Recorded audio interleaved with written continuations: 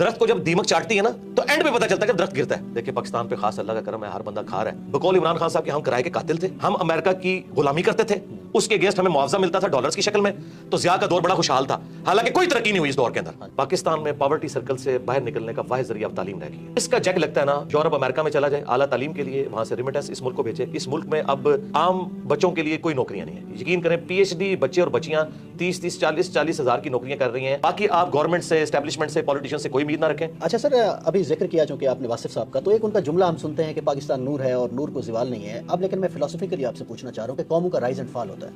تو میں تو ایز اے 40 سال میری عمر ہے, میں نے بھی دیکھا ہے, ہم نے تو اس سماج پہ رائز دیکھا نہیں ہے. تو ہمیں تو لگتا ہے اب یہ ڈکلائن ہی ہے, یہ تو واحد قوم ہوگی جس پہ رائز آیا نہیں اور فال پہلے آ گیا. جی دیکھیں یہ سارے جذباتی جملے ہیں, ہم اس میں بلیو نہیں کرتے. یہ لوگوں کی جذباتی خواہشات ہیں. ہم بچپن سے سن رہے تھے, دیکھیں پاکستان پہ خاص اللہ کا کرم ہے, ہر بندہ کھا رہا ہے اور پاکستان ختم نہیں ہو رہا. چل رہا ہے. حالانکہ ختم ہو رہا تھا میرے بھائی. وہ آخری وقت میں پتا چلتا ہے کہ 4 اسٹیج کینسر آیا ہوا ہے. درخت کو جب دیمک چاٹتی ہے نا تو اینڈ پہ پتا چلتا ہے جب درخت گرتا ہے. ہم تو اس وقت بھی کہہ رہے تھے کہ یار ایسا نہیں ہے, اس کو روحانیت کے ساتھ نہ جوڑیں. لیس الانسان الا ما سعی. اللہ نے دنیا کو اسباب کے ساتھ جوڑا ہے, انسان کے لیے وہی ہے جس کی وہ کوشش کرتا ہے. ایسے نہیں ہوگا. آپ اگر سردیوں میں ٹھنڈے فرش کے اوپر ننگے پاؤں پھریں گے تو انشاءاللہ ضرور بیمار ہوں گے. آپ بسم اللہ پڑھ کے ساکٹ میں 2 انگلیاں دیں گے تو انشاءاللہ ضرور موت کا شکار ہوں گے. یہ کون سا آپ نے دین بنایا ہوا ہے کہ جی وہ جی اللہ تعالیٰ کا خاص کرم ہے. اللہ تعالیٰ نے تو, اللہ کا تو کوئی رشتہ دار نہیں ہے, سیدھی سی بات ہے. جب خلافت راشدہ ختم ہوگی 30 سال کے بعد, ٹھیک ہے, بنو امیہ ختم ہوگی, بنو عباس ختم ہوگی, سلطنت عثمانیہ ختم ہوگی, رومنز, پرشینز اور سب سے بڑی گریٹ بریٹن جن کی حکومت میں سورج غروب نہیں ہوتا تھا وہ ختم ہو گیا. تو یہ بات بالکل جذباتی جملے. یہ جو پاکستان چل رہا تھا نا ابھی, وہ چل رہا نہ تو دعاؤں کی وجہ سے چل رہا تھا اور نہ یہ تھا کہ وہ ترقی کر رہا ہے. ہوتا یہ تھا بقول عمران خان صاحب کے ہم کرائے کے قاتل تھے, ہم امریکہ کی غلامی کرتے تھے, اس کے اگینسٹ ہمیں معاوضہ ملتا تھا ڈالرز کی شکل میں, تو ضیاء کا دور بڑا خوشحال تھا. حالانکہ کوئی ترقی نہیں ہوئی اس دور کے اندر.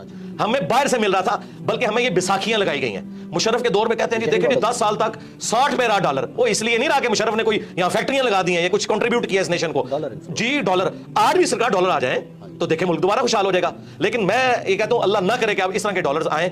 ہمیں ایک بار اس بستی میں گریں گے پھر اٹھیں گے اگر اٹھنا چاہیں گے, نہیں تو ضروری نہیں ہے. سارے بچے جوانی کی عمر کو پہنچ کے بڑھاپے کو نہیں فوت ہوتے, بعض بچپن میں بھی فوت ہو جاتے ہیں. یہ جذباتی باتیں ہیں کہ رائز ہم نے دیکھا نہیں ہے. تو کیا سارے بچے رائز تک پہنچتے ہیں؟ ہماری دعا ہے کہ اچھائی ہو. جرمنی دیکھیں تباہ ہو گیا تھا ورلڈ وار 2 کے اندر, تو آج دنیا میں جرمنی اور جاپان کے مقابلے میں کوئی ملک ہے مجھے بتائیں؟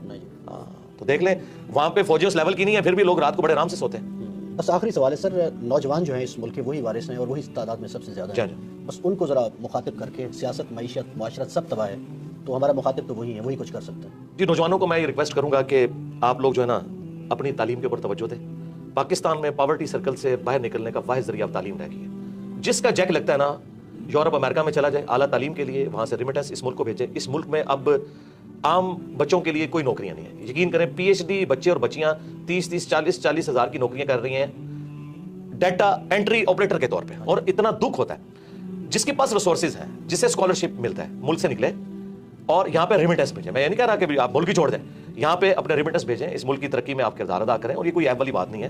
اس وقت بھی آلموسٹ 1 کروڑ کے قریب پاکستانی باہر کے ملک میں بیٹھا ہوا ہے. اور اپنی تعلیم کے اوپر توجہ دیں. اور اگر کسی کے والدین کا کوئی کاروبار ہے تو تعلیم کے ساتھ اس کاروبار میں بیٹھنے میں کوئی آر محسوس نہ کریں. یقین کریں کتنے ان پڑھ لوگ ہیں جنہوں نے ہزاروں پڑھے لکھے نوجوانوں کو جابز دی ہوئی ہیں. آپ اپنے سرکمسٹانسز کو دیکھ کے نا جو بیسٹ پرفارم کر سکتے ہیں کریں, محنت سے جی نہ چرائیں. اور آپ جتنی اپنی ایفرٹ پٹ کر سکتے ہیں نا اپنا مستقبل بنانے کے لیے وہ کوشش کریں. باقی آپ گورنمنٹ سے, اسٹیبلشمنٹ سے, پولیٹیشین سے کوئی امید نہ رکھیں. بالکل کوئی دور دور تک حالات و واقعات یہاں نظر نہیں آ رہے ہیں.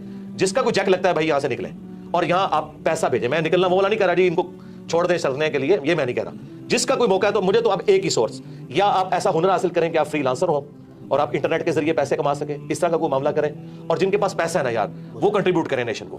یار پیسے والے لوگ کم از کم سولر اپنے گھروں پہ لگوائیں تاکہ غریب لوگوں کو وابڈا کی بجلی سستی ملے. آپ لوگ بھی اگر وابڈا سے لے کے کھائیں گے جس میں سبسڈی ہوتی ہے شامل, تو غریب آدمی تک کس طرح سستی بجلی پہنچے گی. تو جتنا کو کنٹریبیوٹ کر سکتا ہے وہ کرے. پیغام تو بہت زیادہ دیا جا سکتا ہے. میرا بہت شکریہ مرزا صاحب, یہی پیغام ہے جی, اپنی دنیا آپ پیدا کریں نوجوان. مجھے اجازت دیجیے, اللہ حافظ.